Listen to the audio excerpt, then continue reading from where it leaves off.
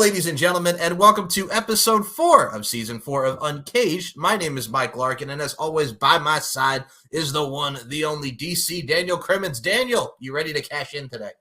We are ready to cash in on the worst of the worst of the worst. Last season we did the best cash-ins. We're doing the worst. Now, I think we need to set a little ground rules because, you think the fails, right? No. Yeah. I mean, there have been successful cash-ins that have just been downright stupid. Yep. Stupid. We're looking at you. Well, all right. Well, we'll go here first because Drew McIntyre did cash in on Saturday. CM Punk got involved, and that then screwed him again. And Drew McIntyre lost, and Damian Priest retained, even though Damian Priest forgot to kick out, and his face was like, "Oh shit, I forgot to kick out. Oh fuck. Oh no." And you have the referee who's looking at him like, he's like, 1, 2, like, you gonna kick out? Priest got chewed out when he got to the back. Oh yeah, like Damien, you're gonna kick out? Like, Damien, hello? Yeah, no, but I don't hate it, and a lot of people have been debating. We'll start here because they're like, oh, they wasted on the CM Punk thing with Drew and Drew cash in. I'm like, well, Damien, the movie Big Daddy, we wasted the good surprise on you. Okay, well, here's my thing. I understood from the story because Damien cashed in after Drew beat Seth and he pinned Drew. This time, Damien was going against Seth and Drew got involved, but then Punk and their history and Punk and Seth's history. I get it. I understood for the story. But do you believe as well that they wasted it on Drew, just this whole storyline for the whole night? I really think, it kills two birds with one stone. It keeps the Punk versus Seth. It gets that back going. It keeps the Drew versus Punk thing going. It keeps that. It argues the point that, technically Seth didn't lose. He was not pinned. The argument could be made there. Having said that, I think the time for Punk to interfere would have been during the Money in the Bank itself. Yes, and like tossing him off the ladder, all that. What I would have done is I would have had Drew at the top of the ladder. Lights go out. You think White 6. Lights come back on. Punk's on the top of the ladder, looking at Drew. And can we just pause this, Mike? I just have a quick call. Yeah, go ahead. It's just my mom. Okay. Hello. So here's kind of what I kind of game plan. I think this would have been cooler. So Drew is at the top of the top of the ladder. As soon as he touches the briefcase, you think he's gonna do it. Lights go out. You think Wyatt 6. Here we go. Lights come back on. Punk's on top of the ladder across from him. So then what do? You have Punk, hit him with the briefcase and he falls off.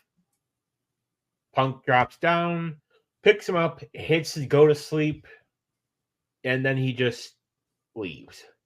You could do that. Or let's say you literally freaking anybody. You could have had anyone. What you do, you have Drew about to climb the ladder. He's, holding on to the rope. And then all of a sudden he can't move. You see he's been handcuffed to the rope. And then you see Punk just waving at him. I like that. Well, that was actually my initial thought as well. And I think a lot of people thought, like, okay, he's going to get involved in the ladder match. But this, like I said, it makes sense to a degree, but also you're kind of like, you're hindering the Money in the Bank. Like, for me, I would have loved to see Carmelo Hayes win. I thought that would have been a nice little touch. But, as I said, to a couple of guys last night, I said, this was one of the first years where literally anybody, like you could have had any of them win, and I would have been cool with it. Same. I think the talent that you put in there, everybody was different. It was unique, but also you have a nice balance of people that have looked strong. So you have anybody eligible, like you mentioned. So, the men's was good. Tiffany Stratton is now the women's, which her, Chelsea Green taking that table spot. The Michinoku driver that Zoe Sky took, Jesus. From Io Sky, you know what I'm saying? That Zoe Stark took, Jesus. And then you have Io, who, like, you could tell she was hurting. Oh, yeah. Like, you see her just on her knees, kind of on her back. I'm like, just, when you're in so much pain, like, noise doesn't come out of your mouth. You're just, like, Yep. That. That's my thing too, man. It's just like the right for the women's Money in the Bank. I'm looking forward to Tiffany Stratton. Bailey and Nia Jax, her and Nia Jax have formed alliance, so I'm going to see some of that at SummerSlam. Like, I really enjoyed Money in the Bank. I mean, Braun Breaker losing to Sammy. I think we're going to get more of that towards SummerSlam. I think because the rumored match is for SummerSlam, Braun versus Sammy versus Sheamus versus Ludwig Kaiser. Mm-hmm. I don't know if I would have had Sammy win it clean like that. I don't know if I would have done that. But it is what it is. But I think I would be remiss. I already have my first worst one keyed up. Okay, go ahead. Let's just say this guy was a real all-American who liked that hat. Ooh, okay. So for the people, WrestleMania 26, Jack Swagger, he wins the Money in the Bank, and then he goes on to cash in 4 days later. Well, 2 days because it was taped, but 4 days later on SmackDown, and then he beats Chris Jericho after Edge attacks Chris Jericho after their bout that they had at WrestleMania 26.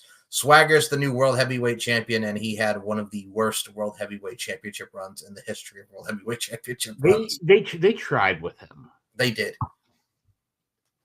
And AEW, say what we will about Tony Khan. I'll pay you! I'll pay you! Tony tried with him too. Like, I liked him. He was talented in the ring, but just his charisma is just not there. Well, when they started him and he's going against like Dustin Rhodes and he's the MMA fighter and then he's in the inner circle, like, okay. And then he just became a comedy act because I like this hat. And then it just turned into a comedy act with him. So I was not much really invested into Jake Hager, Jack Swagger after that.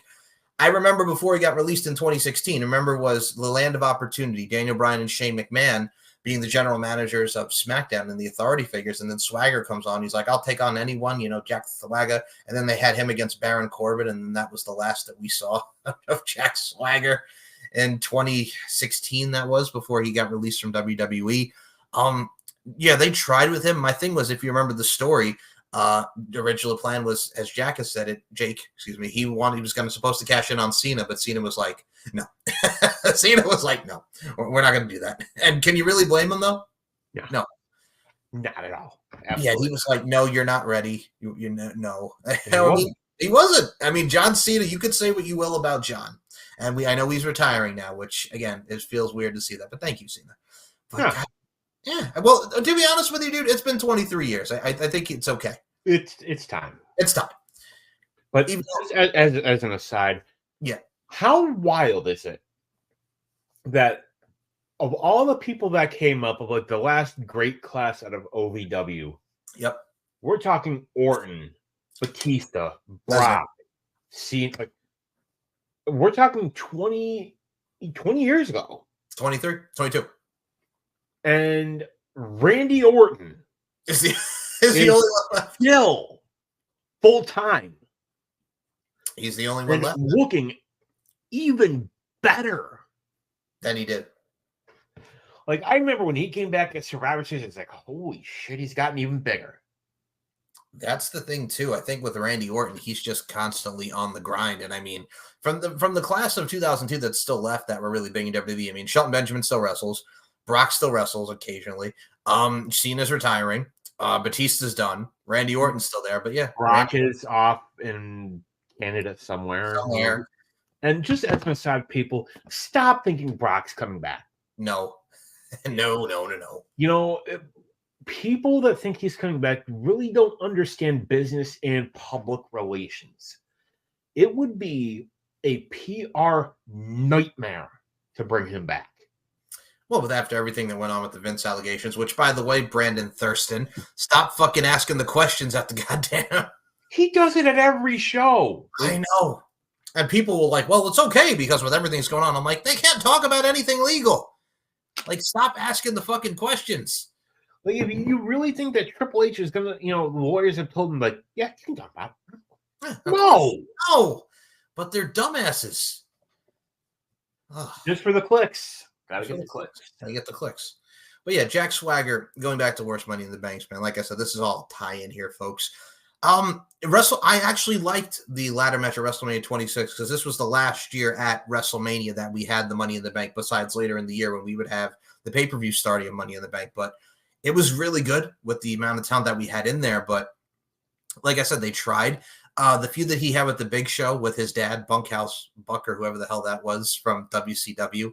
Yeah, with Bunkhouse Buck. Fucking A, man. And then friggin' he was Mr. Swagger, and then the Big Show, and that feud sucked. And then he had the feud with Ray and friggin' who was it? Him, Ray, and whoever the hell it was, and CM Punk and all those people in that ladder and that fatal 4-way with Kane in it too. Like it was not a good run. Who did he drop it to? Ray. Well, that's right. Ray. It was Ray's second run, and then Ray ended up dropping that to actually my next one. Oh, we're going there already. Okay, go ahead. Kane. So, as Daniel put it there so eloquently, Money in the Bank 2010, Rey Mysterio retains the World Heavyweight Championship against Swagger. And then Kane, who had won Money in the Bank previously, earlier in the night, comes out, beats up Rey, Tombstone 1, 2, 3. And then he would go on to have the World Heavyweight Championship run where who took out The Undertaker, who put him in a vegetative state. He blamed Rey Mysterio. And The Undertaker, he sits up from the casket at SummerSlam. And you think, oh, it was right. No, it was Kane. And then Kane just overpowers The Undertaker, hits the Tombstone. Then we get the Taker-Kane feud. Paul Bearer comes back, lines with The Undertaker, then turns on The Undertaker.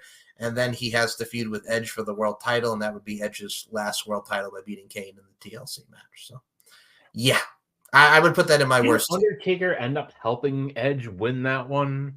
No.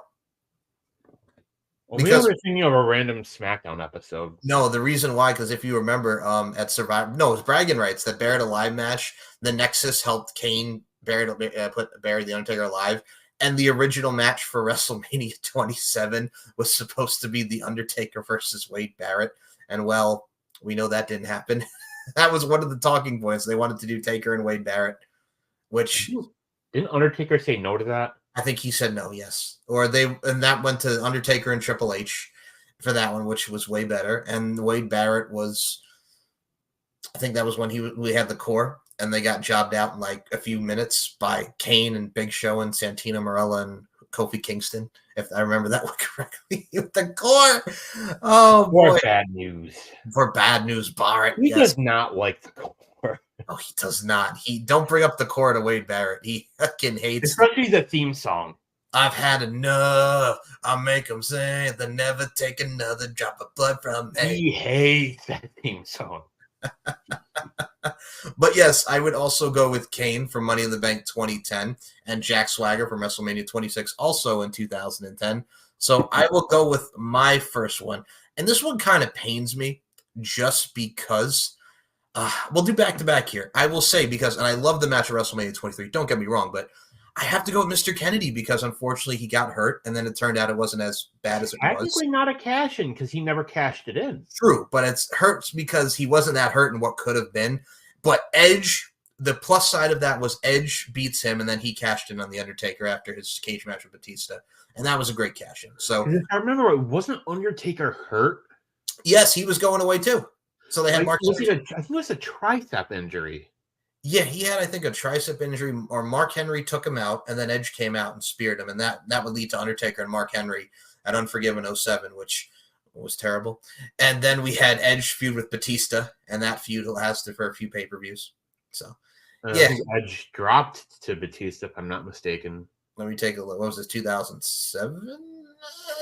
No, he was still the champ throughout 07, and then 08, he lost at WrestleMania 24 to The Undertaker. To The Undertaker.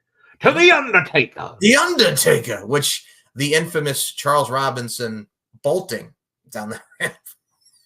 Bolting down that ramp. Put that man in the Hall of Fame. Put him in the Hall of Fame just for sprinting and just bolting the way he did. Oh, but yeah, and it hurts because technically it wasn't a cash-in, but for the circumstances that it was, because Mr. Kennedy was going to get this big push. He was supposed to be Vince's illegitimate son. Yeah. Thank you, Randy Orton. Thank you. No, who was that he got the... Was that Randy Orton where he tore his... Yeah. Okay, whatever. So, yeah, thank you, Randy Orton. And there was a mistake. He stiffed Orton, and the backdrop. Orton, Yeah, the backdrop suplex. I remember that. Yeah, and it was an accident. mm-hmm. And Randy Orton got him fired.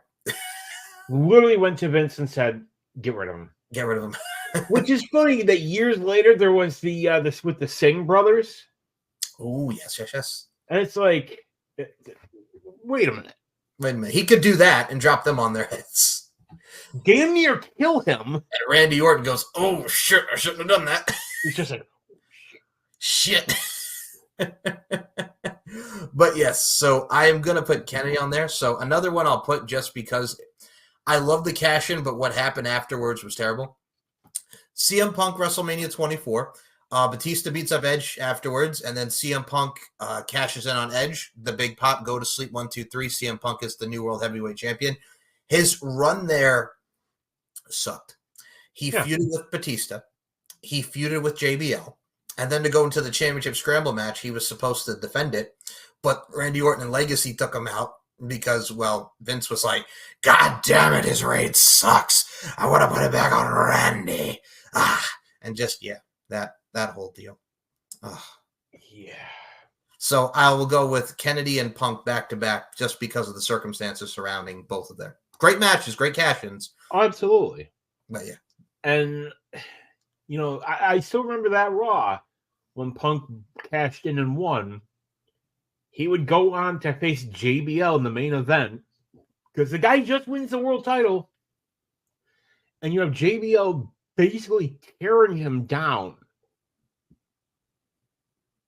It's like, what? Right, and that's the thing too. Like the JBL feud sucked, the Batista feud sucked. Like his first run with the world title was just very abysmal and bad. And I mean, those are my first two. You gave your first two as well with Swagger and Kane. I am going Kennedy and Punk. Who do you have for your next one for the worst Money in the Bank? I'm going the following year, 2011, the Raw Money in the Bank. Good old Alberto Del Rio. Oh, okay. Yeah, so Alberto Del Rio wins. We go to randomly, random fucking cash in. Okay. Which, folks, to give you some reference, 2011, the big thing that summer, Punk saying he's going to walk out with the WWE Championship. Mm-hmm. It was Chicago, the Allstate Arena. You're thinking, it's gonna. I figured, Cena's gonna win. That's gonna be it. Punk wins. Then you hear Vince say, "Give me that. Give me that. Give me Del Rio. Catch it." Like he couldn't even remember the guy's name. Del Rio. What the hell's his name? Yeah, Del Rio. He said, "Give me that guy." Like you didn't know the guy's name. So then you see Del Rio run out. He sprinted. He gets knocked out with a kick. And then was it SummerSlam? We had Cena versus Punk in the unification match. And Punk wins. Punk wins. Nash comes out, power bombs him. Del Rio cashes in. It's the kick. 1, 2, 3. And then, like a month later, which the whole thing is, Punk, is the start. Del Rio, that reign was an afterthought. Like literally, you would forget that he was in champion during that time. So they were supposed to do CM Punk versus Kevin Nash at Night of Champions, and then Kevin Nash. What the hell happened? I think he got hurt or he was in the hospital or something. And he was like, "Yeah, no, I can't do it." So we got Punk and Triple H. Triple H won. And then we go to Vince's ego. Then we go to Punk and Alberto at Survivor Series, which the infamous Howard Finkel doing his ring introduction. Great. Absolutely great. Amazing. And then he wins the title back. Yeah, so Alberto Del Rio's first WWE title run was very bland and forgettable. I have watched that video so many times. And just you see Fink come out and just like, you see him just like looking at Ladies and gentlemen, hyping himself up. Like there'll never be anybody like Howard Finkel. The closest I think we will ever get to him is Samantha Irvin. Oh, 1,000%. The woman can sing. The woman can friggin' bellow. He's like, she's so good at what she does. Whatever, when her contract comes up, whatever she wants, Give it to her. give it to her. I'll pay you. I'll pay you.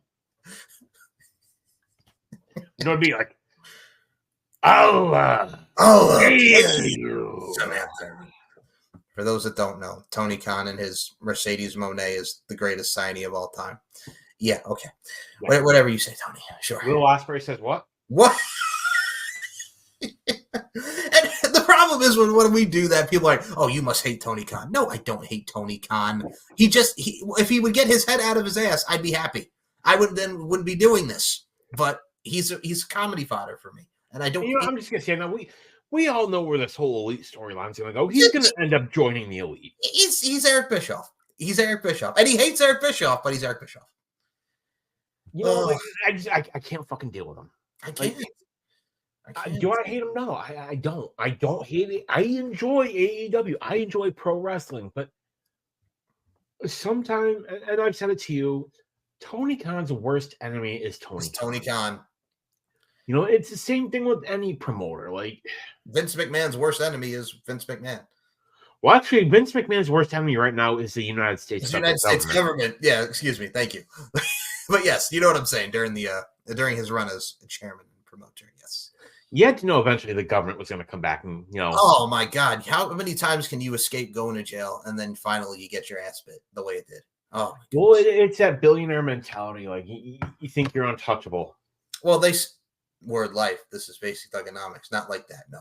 But I mean, he legit thought he was untouchable because if you remember all those times, like when the first allegations came out, he was just like, "Fuck it," you know what I'm saying? Whatever. Yeah, he was just running the show. I'm gonna vote myself back. I'm gonna just run myself out of there.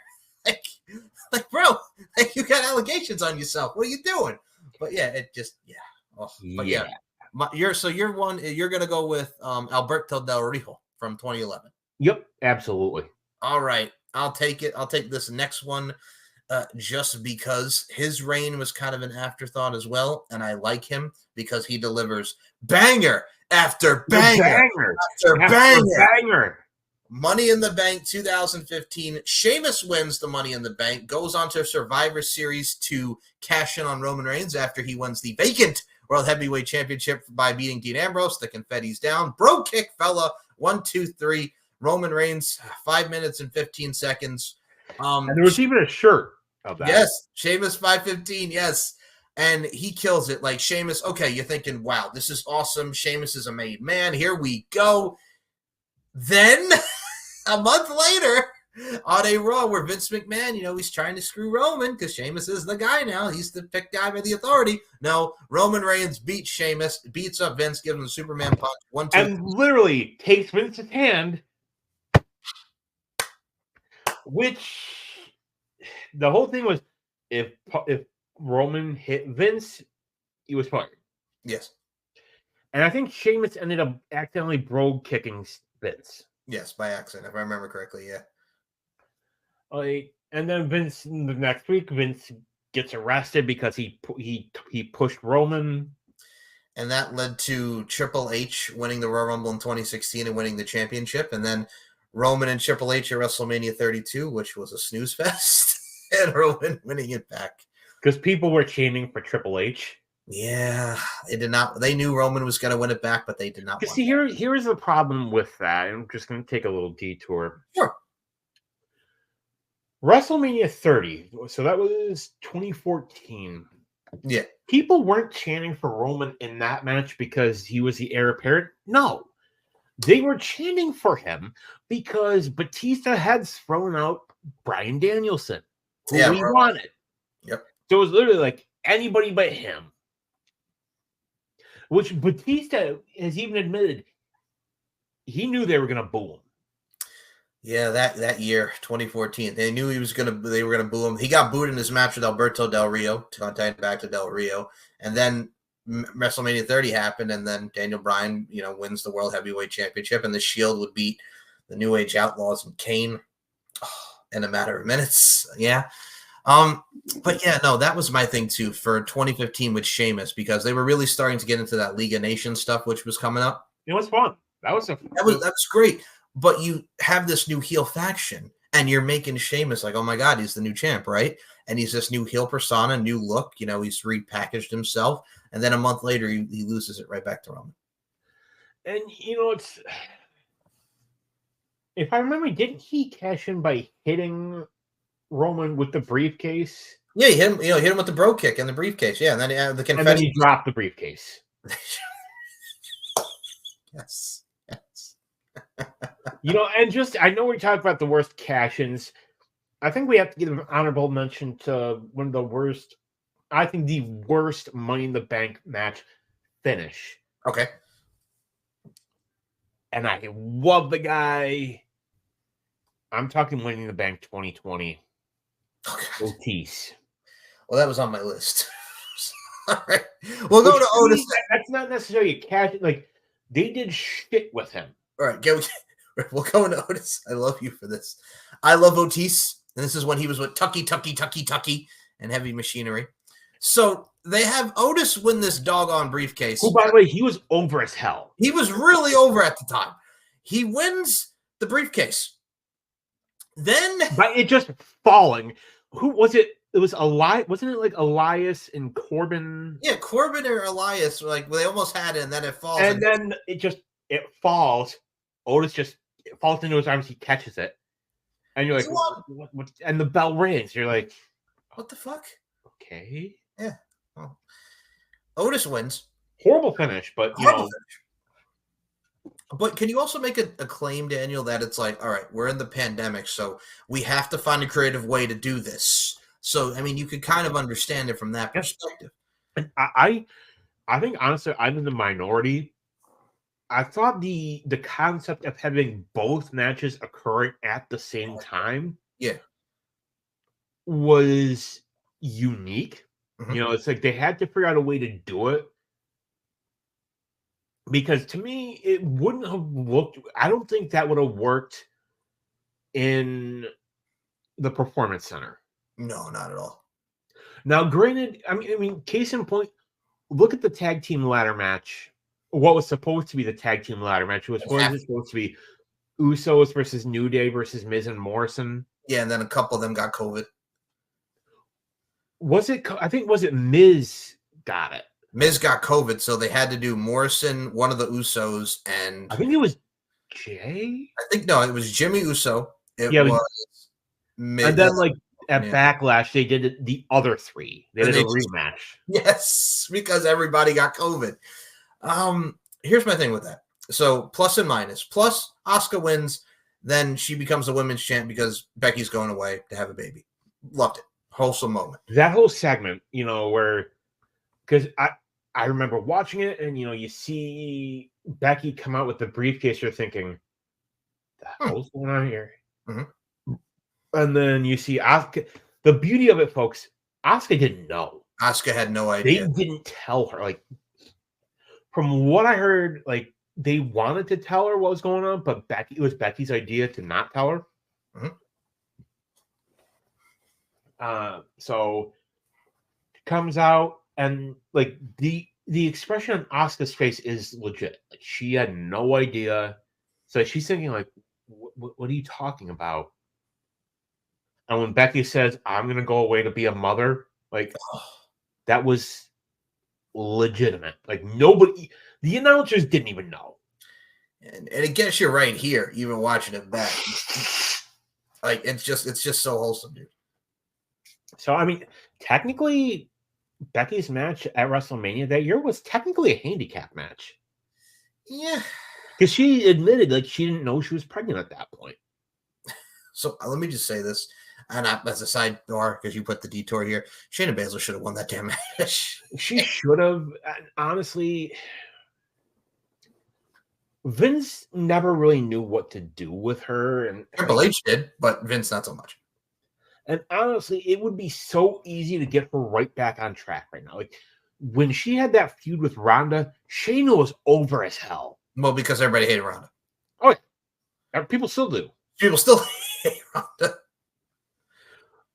there was in that same interview where we were talking about Mercedes, like they asked her, I don't know if you caught this. I'll pay you. If there was anybody more bitter than Goldberg, She said Ronda. and I'm like, she went there. She did. I mean, she had a great match. All right, we talked about this on Max, and I'll say this because Ronda and her. I'll pay you.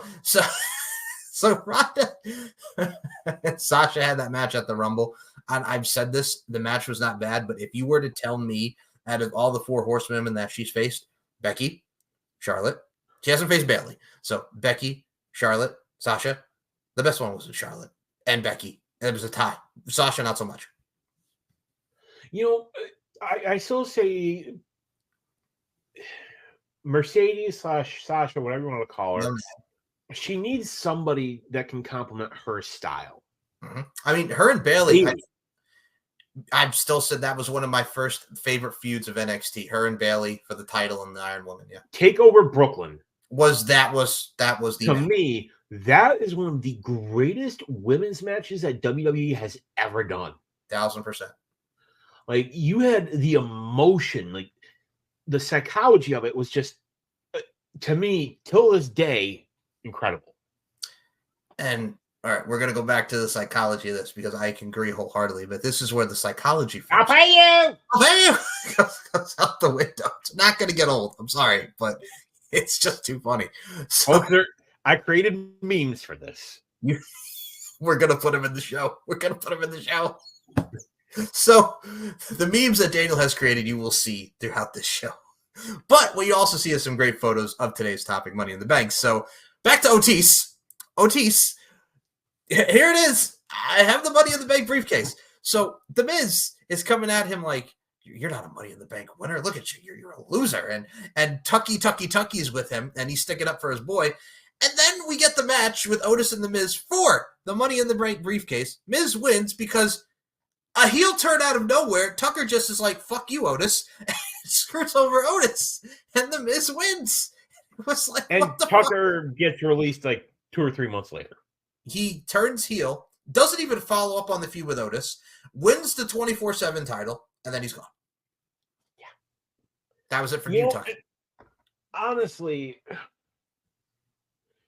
it goes to show they didn't know what to do with Otis. Like, dude, they thought, oh, he's not ready for a world title. Very much agree. He wasn't. Mm-hmm. You could have done Intercontinental. You could have done the U.S. Or, here's an idea. Tag team title. Him and Tucker, Heavy Machinery. Would have worked. Would have. You know, I've said this to people. I've said it to you. Do a tag team Money in the Bank ladder match. That would be fun. I mean, we haven't seen it. It's never been done. It hasn't. And I mean, you mentioned Otis, and I mean, well, actually, you know what? You go on your next one, and then I'll go for my next one because I said Sheamus, and then we both talked about the Otis one. Go ahead. What's your next worst? You know, it's a tie. Okay. John Cena and Damian Sandow. Oh, you tied them together. Okay. All right, bro. So now, I will say I do got to give props to Damian Sandow for the briefcase. Oh, yeah. That right. Custom leather Money in the Bank, or at least looked like leather. I thought I like the custom briefcases. I thought that was cool. So this one for me, I like Damian Sandow a lot. He was over like Rover at the time. So they have the exchange with Cody. Team Rhodes Scholars breaks up. Cody throws fucking briefcase to the fucking water. And fucking he makes him go swimming for it. And then Damian Sandow's all fakakated. He's all dirty. And then we have the feud with Cody where Damian Priest beats Cody. And then Cody beats him. So they trade victories. And they battled throughout the summer.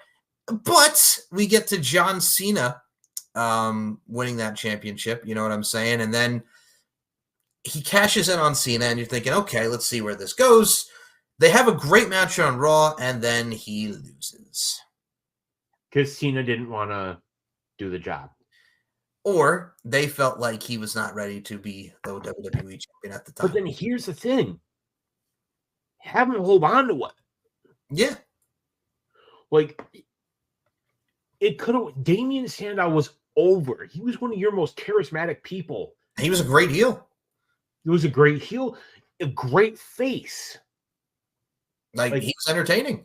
The problem was, even when he was doing the intellectual savior of the masses, that was starting to get over. Mm-hmm. Much like Rusev Day, which, again, was not supposed to.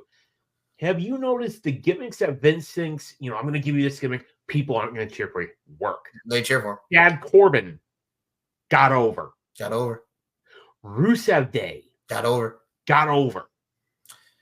Zack Ryder by himself. That happens. Yeah. And Zack Ryder got himself over. Like, and then he got yeeted off the stage by Kane. Yeet. Friggin' wheelchair off the stage. God damn you, Kane. But no, that's the thing. Yeah, so I would definitely Damian Sandow up there for me because he cashes it on a random Raw and loses to Cena. Great match, just the fact that he lost. John Cena winning that Money in the Bank and then cashing in on the Big Show on Raw 1000 and a DQ finish. He cashed it on CM Punk, excuse me, and then Big Show gets involved and it's a DQ finish. Just wasted it on Raw 1000. Yeah, just because you had to have a title match, which, fine, just have a title match. 2012, 2013 were trying times for the WWE. But you know what the benefit is? We were nearing the end of a god-awful, ugly, absolutely ugly spinner title. Yes, the spinner title was coming to an end around this time. So. But yes, I agree with your tie for John Cena and Damian Sandow. Excuse me. Now, I will say this because it kind of all right, this one kind of pains me in a way, but not really. Braun Strowman, Money in the Bank 2018. So Braun Strowman wins the Money in the Bank. He tries to cash it in, but right, like SummerSlam, it doesn't happen. So then he goes to cash in on Hell in a Cell against Roman, right? But Brock Lesnar comes out, and it's a no contest in a Hell in a Cell. A no contest. Where have we seen this before? A no contest in Hell in a Cell. Hell in a Cell matches should either always end in pinfall or submission. Never disqualification. Never no contest. And the reason why the very notion of a Hell in a Cell is somebody's got to win. Yes, but what levels it up for me are why this is worse. So this unfortunately was around the time where Roman Reigns comes out on Raw. My real name is Joe, and I've been dealing with leukemia, and it's come back, and that's when Roman went away. So we had to vacate the title, and then we go to the infamous Crown Jewel. Baron Corbin screws Braun Strowman. Lesnar wins after 5 F5s, 1, 2, 3. That's why it's on there, because it screwed Braun Strowman even more royally than he already was screwed. I mean, it turned out okay for Strowman. I mean, he got the Universal title, 2 years later, eventually, by beating Goldberg. People have forgotten he's even had it. Yeah, well, he beat Goldberg in a match he wasn't supposed to be in. But you know what? If that hadn't happened, we'd have never gotten the Tribal Chief. True, and we wouldn't have gotten the feud with Bray.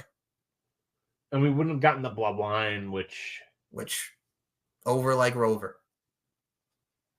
And can we just say, like, Solo is going to get overshown by Jacob Fatu. Oh, we know that's coming. That's why everybody would rather have Cody and Jacob Fatu instead of Cody and Solo. But, I think, my next one, Baron Corbin. All right. Ashes in on Jinder Mahal. So to set the stage for everybody, Baron Corbin wins at Money in the Bank 2017, cashes it in on a random ass SmackDown. He's like, I'm cashing in. Jinder Mahal rolls him up 1, 2, 3. Wasn't there interference in that match, if I'm not mistaken? I think at the time, like, Jinder was feuding with Shinsuke, and that was around that time when he was feuding with Shinsuke and all that stuff was going on. And then he was feuding with AJ Styles too. Yeah, it was around that time, and then Jinder 1, 2, 3 just rolls him up. Rolls up Baron Corbin. That's it for that cash in. Fuck you, Baron. And then Corbin would go on to win the United States Championship for like a small time. Yeah. And, who's your next? Oh, boy. Okay, so, you got the Baron Corbin one out of the way. So I will go. All right. Let me see where I want to go with this one. Here's the thing, because there's a lot of good ones that we've talked about, like Edge, Rob Van Dam, Punk in 09 was good. Miz was a good one because it led to that. Daniel Bryan was a good one. Bailey. Bailey was a good one. Dolph Ziggler was a good one. Oh, man, this is tough. John Cena, Damien Sandow, we said. Excuse me, Randy Orton and Seth Rollins led to great moments. All right. This was a great one, but I will put this on here just because of the fallout. You ready? Dean Ambrose, Money in the Bank 2016. Seth wins from beating Roman. Then Dean cashes it on Seth. Drops the briefcase. Drops the briefcase after he hits him. I love that. Like, that was a great moment. Like, we can say, great moment.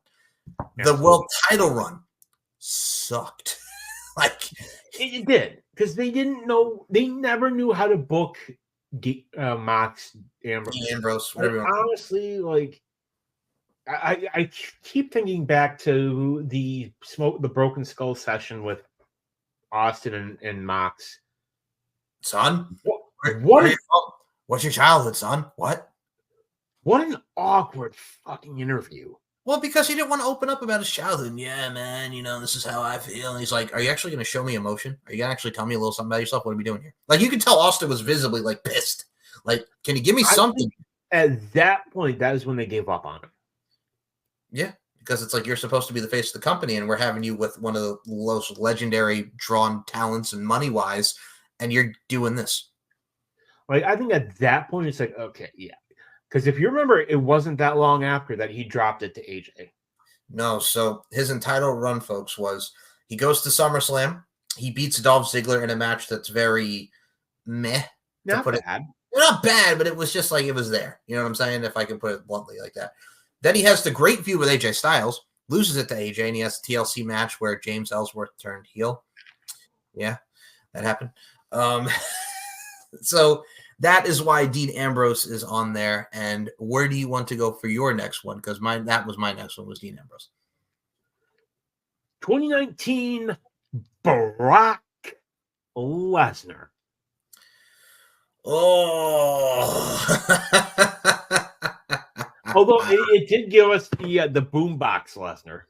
And him dancing and Paul's. And then him not realizing that he could cash it in whenever he wanted. I thought you knew. Like, I think if I'm not mistaken, it was supposed to be Mustafa. He took Mustafa Ali. Mustafa Ali out, yeah. Oh, fuck. Oh. No. And then I think if you remember correctly, like there was the Stomping Grounds. Yeah, that was the one where it was Seth and Becky against Baron Corbin and Lacey Evans. And Baron Corbin giving Becky Lynch the end of days, and Seth would win after getting enraged. And then Brock came out and cashed in on him, and he won. Yeah. And then he lost it right back to Seth at SummerSlam, and then we got the infamous Hell in a Cell match of all time. So that's why. And then they realized they fucked up. Then, like 3 weeks later, they have him drop it to Bray Wyatt. Yeah, they fucked up royally. Who would then drop it to Bill Goldberg. Yeah, 2019 in a nutshell.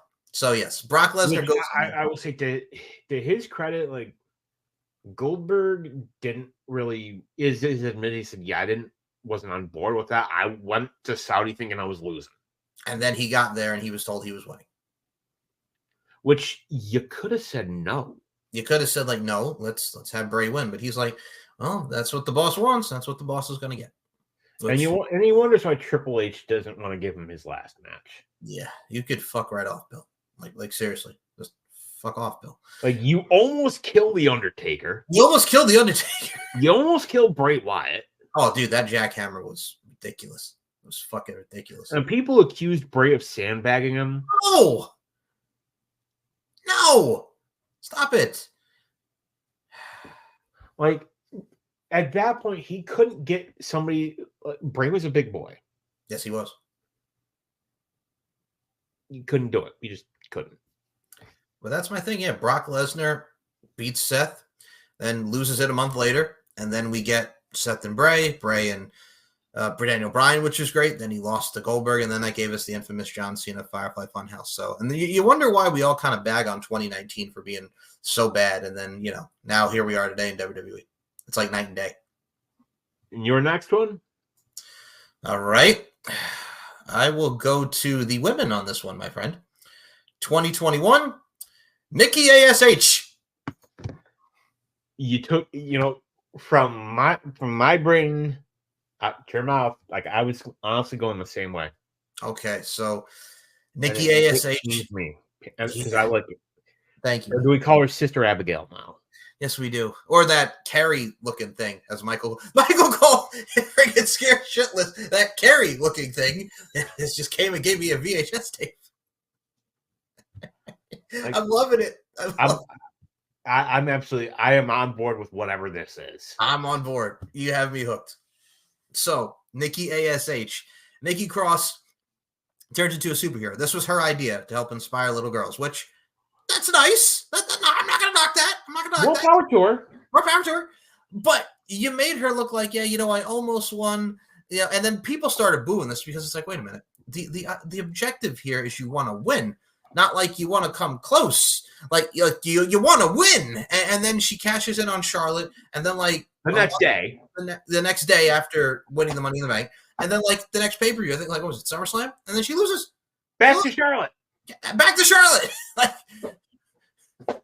what was the point of all of this? Charlotte was probably coming up on her contract, and Vince said, "I'll pay you. I'll pay you." That's never gonna get old. So fuck yeah, goddamn. So Nikki ASH, yeah, that's my one. We had to put a women, which one on here, but yeah, I'll go Nikki ASH. It's you hate to say, because like I said, I'm a Nikki Cross fan.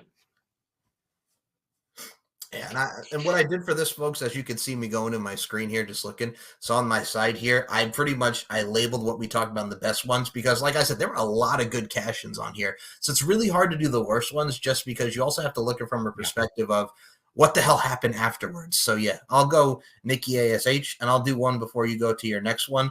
I'm going to go back to the men's side of things, Mr. Daniel Crimmins. And are you ready for this one? Yeah.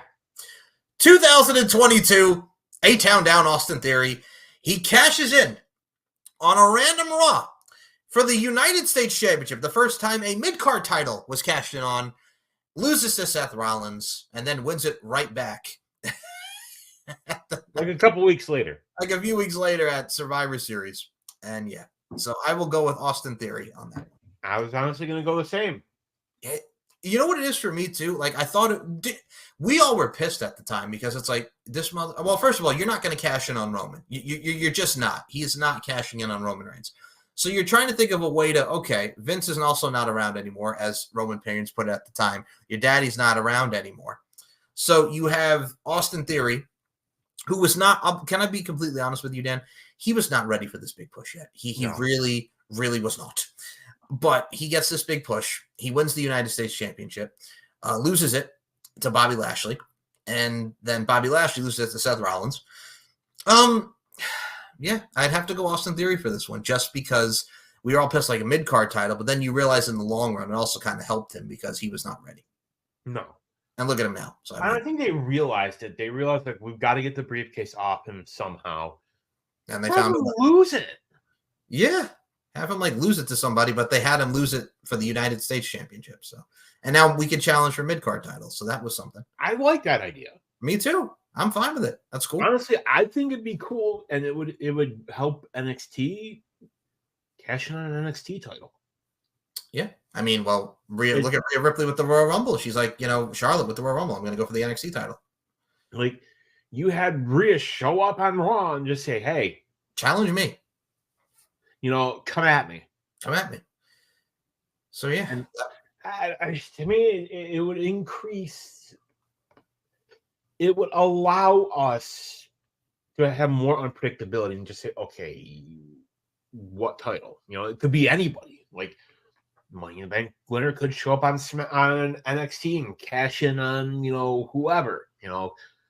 Could be Ethan Page, could cash in on Ethan Page. But no. We can't have that because we wasted the good surprise on you. So yes, sir. That was my Austin Theory, wasting the good surprises. What do you have as your next one for the worst? You know what? I hate to say it, but it's got to be said. Yes. Drew McIntyre. This last one. Yep. Yeah. All right. Well, that we talked about that at the beginning. Okay. I know we did, but to me, it goes in there. It does. It does. It really does. Because they enhanced the story, but it's like you wasted it. We wasted the good surprise on you. Like literally, let me pull it up here. See, Drew McIntyre. You had Andrade, Carmelo, Chad Gable, Jey Uso, and LA Knight in it as well. Literally any of them could have done something with it. Yeah. You know, you have Chad Gable, who you re-sign. Yep. You don't give him the IC title. What? Now what do you do with him? Well, we're gonna get. I'm thinking. What do you think? We're gonna get the Wyatt family, the Wyatt 6 against Alpha Academy. Yeah, I'm okay with that. I mean, like, for a start, for a feud, I'm cool with it to see where it goes. But yeah, I would. Alpha Academy. Chad's not winning that. Right. He's not. He's gonna get yeeted, but I'm here for it just because of the storytelling. Now, you go, Drew. You're going to put it on there. So, and as we look at this list, folks, that's because we've been looking at Wikipedia, and I've had my own list on the side here. But, dude, all right, we'll go to this one. 2017, Carmella, twice. Yeah. Thanks, James Ellsworth. Thank you, James Ellsworth. So, yes, James Ellsworth would grab the briefcase and then throw it to her, and she won. And then Daniel Bryan's like, no, fuck you. We're going to do a rematch on SmackDown. And then Carmella won it back anyway. But then we got her cashing in on Charlotte, which was something. So yeah, I didn't think she was going to do it. I didn't think so either, but she did do it. So yeah, my next one would be Carmella twice over. So what would be your next one? Because we're coming down to the nitty gritty on the worst. What would you say next? I'm going to catch heat for saying this. Okay. Daniel Bryan's first cash in. Really? Okay. On Mark Henry. And so yeah. So what Daniel's referring to is TLC 2011. Daniel Bryan wins. He's like, I'm not going to cash in until WrestleMania. I swear I'm not going to cash in until WrestleMania. I'm going to hold off. And then Michael Cole yells, like, you said you were going to cash in at WrestleMania. So the Big Show beats Mark Henry for the World Heavyweight Championship at TLC 2011. Knocks him out. No, even before that, a couple weeks before, Daniel Bryan cashed in on Mark Henry on SmackDown. Yes. And then, later in that night, it's like at the beginning of the show, and you think, oh my God, they did it. Yeah. And then you have Mark Henry with lawyers threatening to sue. And Teddy Long says, well, hold on now, player. And has to hand it back. But Daniel Bryan gets his briefcase back. Yep. And then TLC 2011, literally the same scenario, but Big Show this time. Yes. Just comes out, covers Big Show 1, 2, 3, and wins it. Yep, after hearing he gets taken out by Mark Henry, and then Daniel Bryan just slides in 1, 2, 3. And then he would drop it a couple months later to Sheamus in like 18 seconds. The 18-second thing, the kiss of death from AJ, bro kick 1, 2, 3. So yes, I mean that's not a heat one. Like if you want, you could even, and I love Dolph Ziggler's cash in, like him. That pop to me. To me, it's in the top 2. It is, but I think you could also put it for worse just because, unfortunately, that World Heavyweight Championship run, like the double turn with him and Alberto was great, but the run wasn't long because he got concussed. Thank you, Del Rio. Thank you, Del Rio. But yeah, that one wakes Del up. Rio, like, kick him in the head? Yes, he kicked him in the head. That's right. Oh, but I mean, for his career never recovered. It never recovered after that. Like it didn't. Like he was stuck in mid-Cardville. I mean, he did get the same thing with Fandango. When Fandango was supposed to win the IC title, he got a concussion, and then Curtis Axel won. A guy who I think was they wasted him too. They did. Well, they wasted a lot of people because Vince doesn't know what to do with these cats. I mean, if you want to really look at Dolph Ziggler from a world championship perspective, I mean, he did get to be NXT champion for a hot minute. by beating Braun Breaker and Tommaso Ciampa. So I mean, he got a world title run, sort of, kind of, which was cool, and it helped elevate Braun Breaker, so that was a plus. Yeah. For the women, like Bayley was a good cash in. I like Bayley's cash in. Alexa Bliss cashing in on Nia Jax, that was good. That was a plus. For the worst, I mean, you want to put Liv Morgan in there? Because I mean, Ronda, but then her world title, her women's championship run kind of sucked, and then she lost it back to Ronda. Because she basically fought Ronda twice, Yes. the cash in and then the next pay-per-view. Both times, she kind of like squeaked her way in to win. Yeah, and then Ronda just mollywops her and beats her and gets the title back. And that Ronda has one of the worst women's championship runs ever. I don't know what it is. Like Ronda's first run was so much better than the second one. Yeah. Well, she almost killed Shotzi. She lost it to Charlotte, didn't she? Yeah, Charlotte came back at that night and she's like, I'll face anyone. And then Charlotte came back and beat her. And then we had that women's tag run with her and Shayna. Then Shayna mollywops her, and then goodbye. And just leaves. Yeah. And then she showed up in Ring of Honor for like a week. She appeared on Ring of Honor to team with what's her face? Marina Shafir, who is doing nothing in Ring of Honor. Like what? Like whatever. Like I'll pay you, Ronda. And she was like, "No, I'm just going to do this for my friend. Thank you, though, Tony." And then retired. And now complains about WWE. Yeah, but I'll pay you. Like, I get it. I do, but at the same time, like, she's doing it for clicks. Yeah, that's unfortunately how this day and age now goes with marketing and how you brand yourself with all forms of social media. But yeah. So, do you have any others? We can't say Tiffany Stratton because she hasn't cashed in yet. Any other men's ones that you have? Because I think I think we hit it. I'm excited to see what they do with Tiffany Stratton. I think honestly, she needs to hold on to it for a while. The unfortunate part is neither women's title was defended last night. No, not at all. Not a one. We could have gotten. One of them, but we got SummerSlam in like 3 weeks. Fucking August 3rd is SummerSlam, yeah. So realistically, like, I gotta think Liv isn't gonna face Rhea because they're not gonna. Rhea's gonna come back at SummerSlam. Yeah, I think realistically, what's gonna happen is, they announced Dominic and Liv versus Ray and Zelina for Raw tomorrow night as we're recording this. Yes, they could bring her out tomorrow night, which I don't think they should do. If you want maximum effectiveness, have her come back at SummerSlam. Hold off until SummerSlam. Have Zelina versus Liv. You have Dominic help her, and they're celebrating. Judgment Days. You have Liv firmly in Judgment Day. And then as they're celebrating, what do you hear? This is my brutality.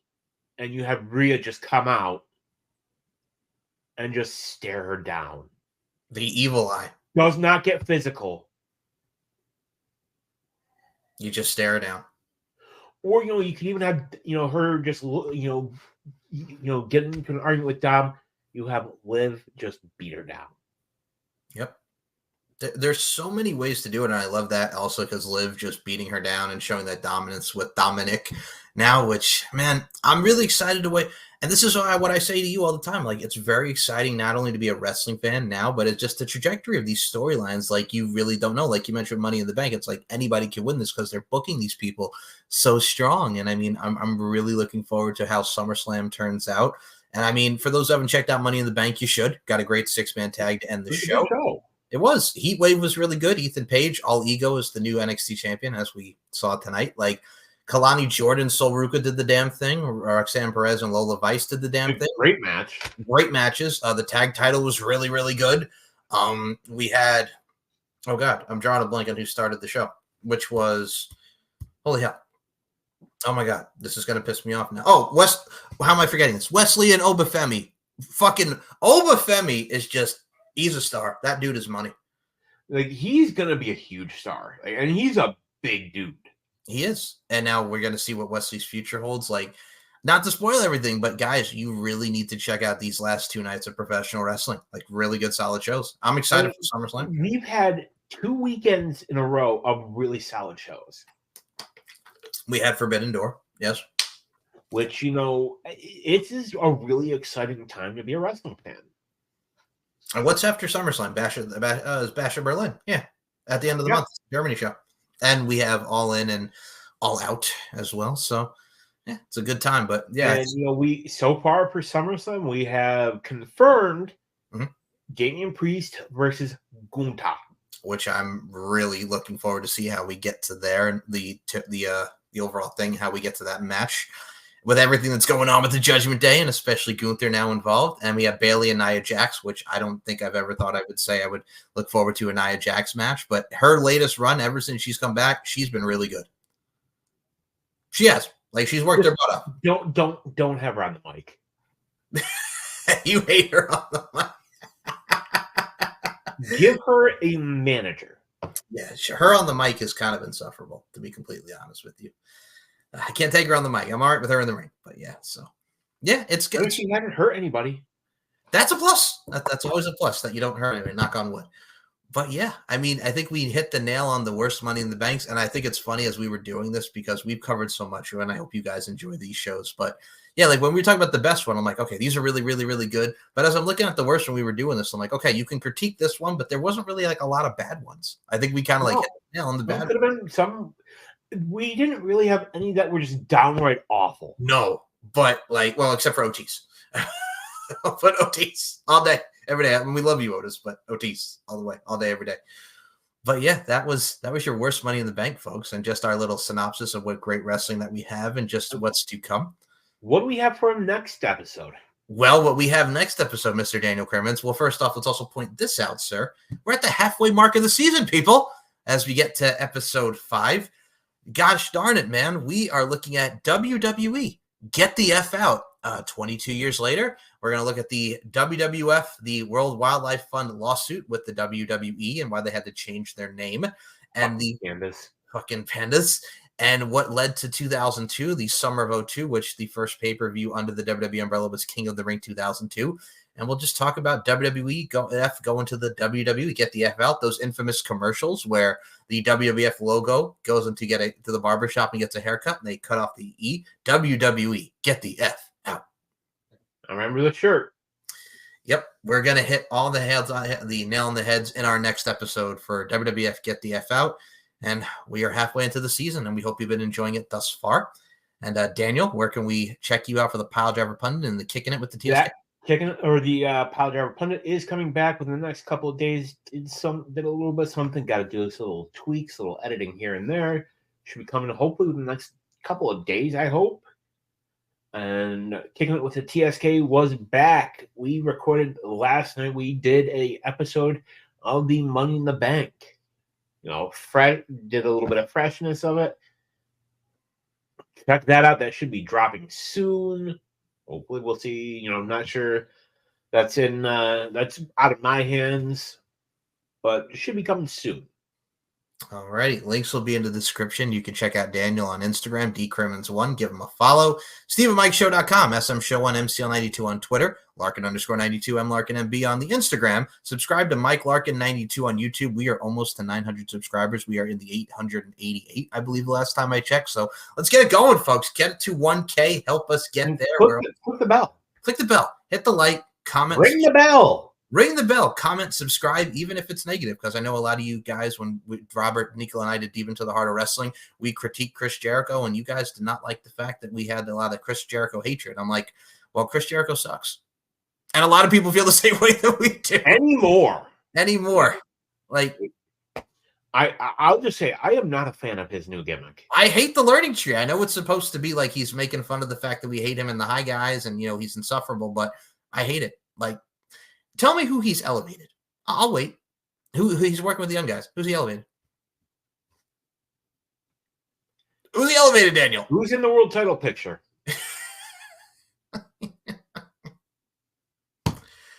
I mean, I'll pay you. Hey, you, Chris, I love you. But if you say he elevated Will Ospreay, you could fuck right off with that. You stop that right now. What? Well, because you said who's the people title picture? Will Ospreay was there. You could say, oh well, he wrestled Chris Jericho last year at All In, and he beat Chris Jericho. He'd be a legend. I'm like, he was already made. Like, stop it. It's Will freaking Ospreay. He didn't do anything with MJF except for the Me and My Shadow. Like, MJF was already made. Like, he didn't do nothing for Scorpio Sky. He got that one pinfall, and then Scorpio Sky went back to doing SCU. He beat. And where is Scorpio Sky right now? Nowhere. Nowhere. I'm fucking Collision. Like, who else can we put out there? I mean, really, like, nothing. Like, nothing. Nobody. Yeah, what's Sammy Guevara doing? What's Sammy Guevara doing? Nothing. Friggin' Hook. Dare I say, do it? Really? Like Hook. Like, I'm tired of the Hook feud. Like, I'm tired of the Hook feud. Let's be real. We all know when Hook's contract is up. You know where he's going. And you know the FTW title is going with him. How can it not? Like, brother. Ugh. And we really don't hate Chris Jericho. Like, I've been watching Chris Jericho for over 20 plus years. And I've seen him throughout his WCW run, his ECW run, his WWF run. Like, he's a legend. Absolutely. He deserves his flowers. But what he's doing now sucks. Inner Circle, great. Jericho Appreciation Society, great. Fine. After that, no. This? No. No. Like, let's be real, people. Oh, it's just it's not good. It's not. And we've talked about AEW, and we joke, and we critique, but there's no hatred here. It's just our opinions, and a lot of people have the same opinion that we all do about Chris Jericho. It's not like we detest him. I mean, I'm not the one who got drunk and got knocked out on my own cruise, but and let's not forget, lost the AEW World Heavyweight title in a fucking limo. Oh, Chris, you son of a bitch, with a little bit of the bubbly. But yes, you know, he rode that all the way to the end. Oh, he did. He absolutely did. But yeah, Chris Jericho aside, more episodes. We'll probably do a Chris Jericho episode in season 5. We'll add that. We should. I thought you just gave ourselves some ideas. So next episode, WWF, Get the F Out. Links will be in the description for myself and Daniel. For Daniel Crimmins, my name is Mike Larkin. Thank you guys for listening and us going through the worst Money in the Banks. We cashed in. Now we're cashing out. But before we do cash out, we have one final thing to say. I'll pay you! I'll pay you! We'll see you in the next episode, and bye, guys! Bye, guys!